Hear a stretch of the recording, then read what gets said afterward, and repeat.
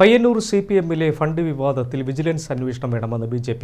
TI Madhusoodanan MLA ആയി തുടരാൻ യോഗ്യതയില്ലെന്നും BJP Kannur north ജില്ലാ പ്രസിഡന്റ് വിനോദ് കുമാർ പയ്യന്നൂരിൽ വാർത്താസമ്മേളനത്തിൽ പറഞ്ഞു. CPM കണ്ണൂർ ജില്ലാ കമ്മിറ്റി അംഗം B. കുഞ്ഞികൃഷ്ണൻ ഉയർത്തിയ ആരോപണങ്ങളിൽ പ്രതികരണവുമായി BJP-യും രംഗത്ത്. TI മധുസൂദനൻ MLA-ക്ക് MLA ആയി തുടരാൻ യോഗ്യതയില്ല.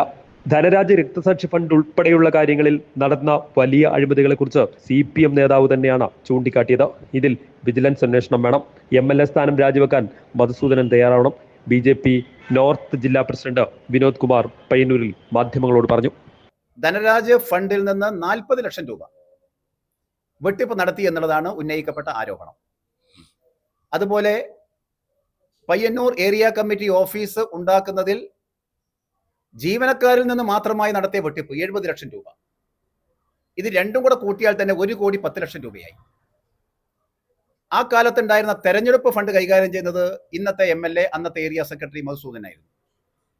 അങ്ങനെ കോടിക്കണക്കിന് രൂപയുടെ അഴിമതിയാണ് TI മധുസൂദനൻ എന്ന ഇന്നത്തെ MLA നടത്തിയിരിക്കുന്നത്. ഈ ആരോപണത്തെ വളരെ ലാഘവത്തോടുകൂടി കാണുന്ന സമീപനമാണ് CPM-ന്റെ നേതാക്കന്മാർ കാണിച്ചിട്ടുള്ളത്. അവർ പറയുന്നത് നാം അതിനെക്കുറിച്ച് അന്വേഷിച്ചിരുന്നു ഒക്കെയാണ്. വാസ്തവത്തിൽ TI മധുസൂദനനെ മാത്രമല്ല ഈ ഫണ്ട് വന്നിട്ടുള്ളത്.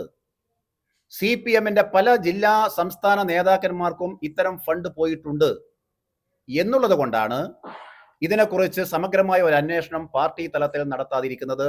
മധുസൂദനെ CPM നേതൃത്വം രക്ഷിക്കുന്നത്. പാർട്ടി തലത്തിലുള്ള ഒരു അന്വേഷണമല്ല ഇവിടെ ആവശ്യം. കേരളത്തിലെ വിജിലൻസ് സംവിധാനം ഇത് സംബന്ധമായി സമഗ്രമായി അന്വേഷിക്കണം.